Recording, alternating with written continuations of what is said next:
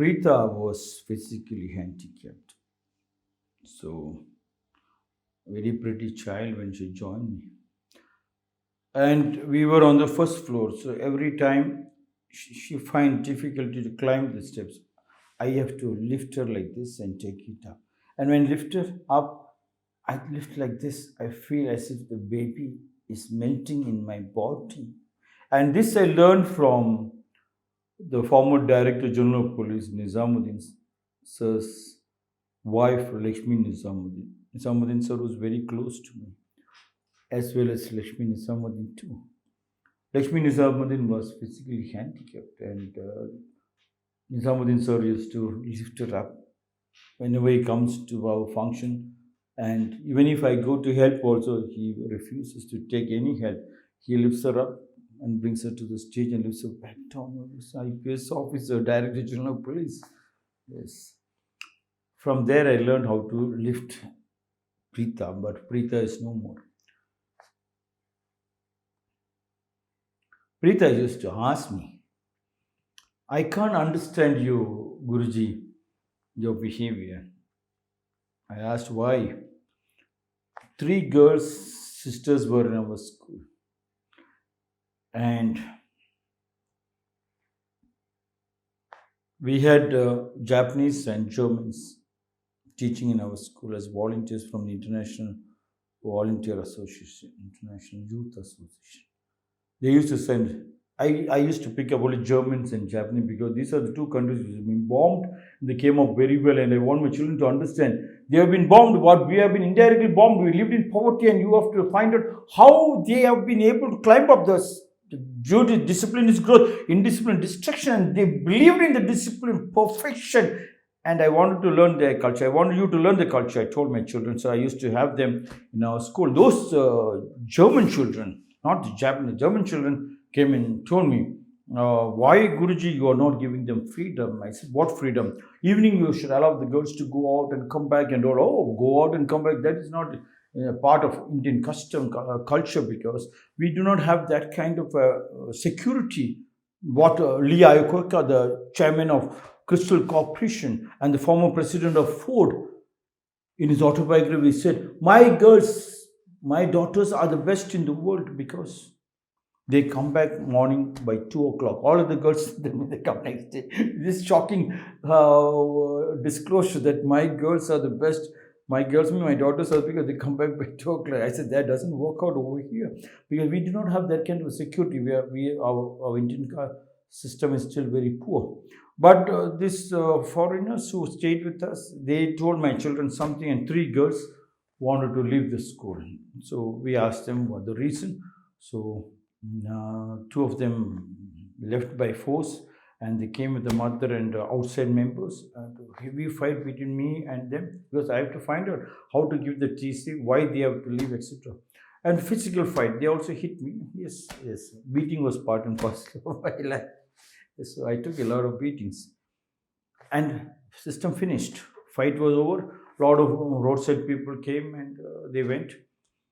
After a week, this mother and the three daughters, they came back, and I welcomed them inside. I ordered food, I gave them food, packed a lot of rations and dresses and give to them. And after they left, Preeta came and asked me, I can't understand. Just last week only they abused you, you beat you up.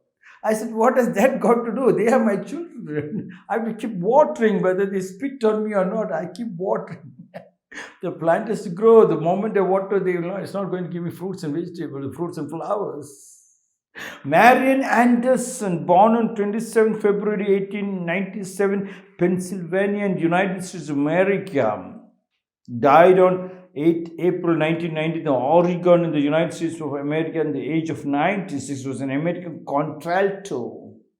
She performed a wide range of music from opera to spirituals. Anderson performed with renowned orchestras in major concert and recital venues throughout the United States and Europe between 1925 and 1965. Marian Anderson said, as long as you keep a person down, some part of you has to be down there to hold him down.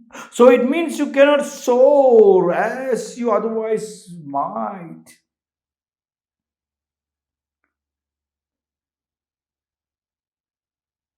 There was a Zen story.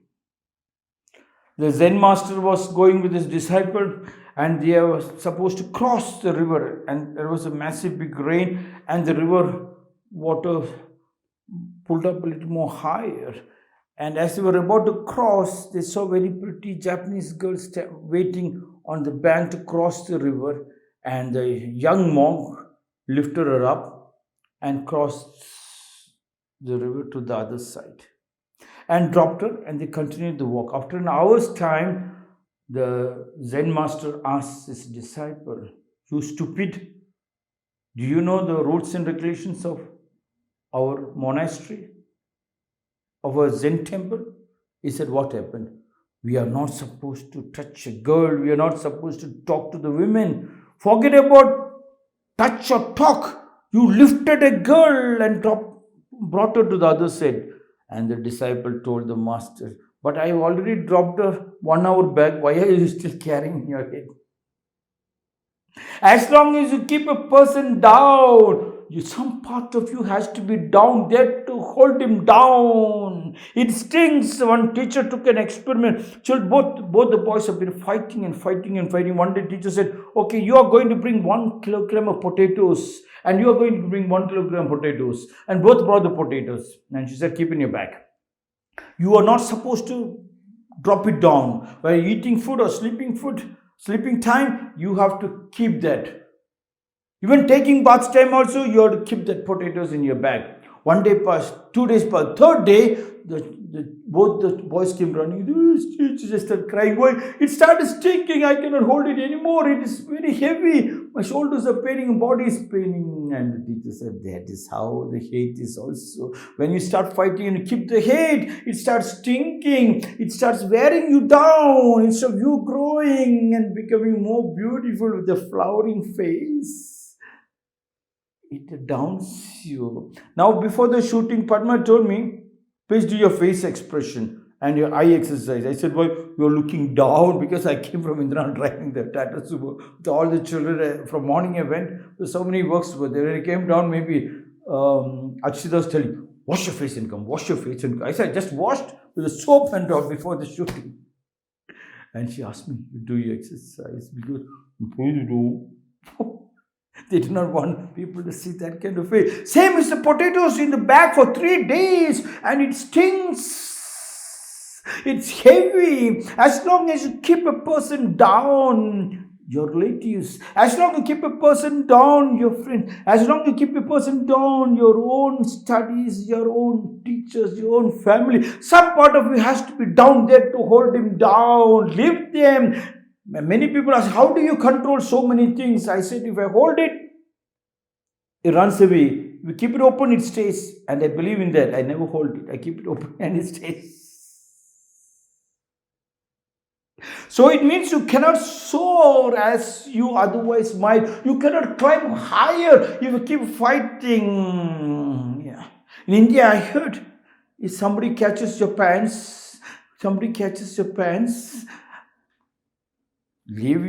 the pants and run, so you can buy another 100. Means you leave it, don't unless fight for the pants. Move ahead. When I was in Japan, my master told me, "Stupid Indian talks. What is this? Somebody catches the pants and you leave the pants and go. No.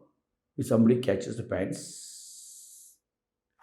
you can remove your underwear and give to him. Who knows he wants underwear? Leave it, but run." That is how it is. So it means you cannot soar as you otherwise might. Leave it, hold it.